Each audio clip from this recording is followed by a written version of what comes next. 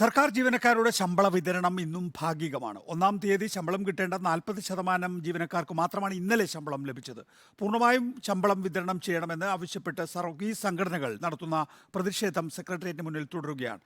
അതേസമയം കേന്ദ്ര അവഗണനയ്ക്കെതിരെ നൽകിയ കേസ് സുപ്രീംകോടതി നാളെ പരിഗണിക്കാനിരിക്കെ ഇടക്കാല വിധിയിലാണ് സംസ്ഥാന സർക്കാരിന്റെ പ്രതീക്ഷ.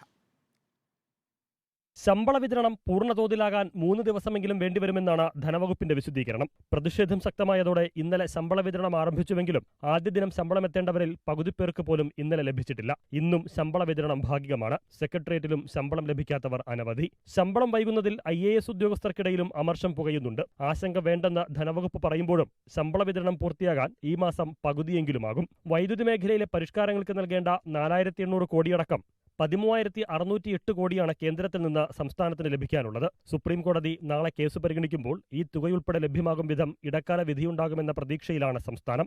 അർഹതപ്പെട്ട കേന്ദ്ര വിഹിതം കിട്ടാൻ ഇനിയും വൈകിയാൽ കടമെടുപ്പ് സമയപരിധി തീരും. അങ്ങനെ വന്നാൽ സാമ്പത്തിക വർഷാവസാനം കടുത്ത സാമ്പത്തിക പ്രതിസന്ധിയിലേക്കാകും സംസ്ഥാനം കൂപ്പുകുത്തുക. റിപ്പോർട്ടർ, തിരുവനന്തപുരം.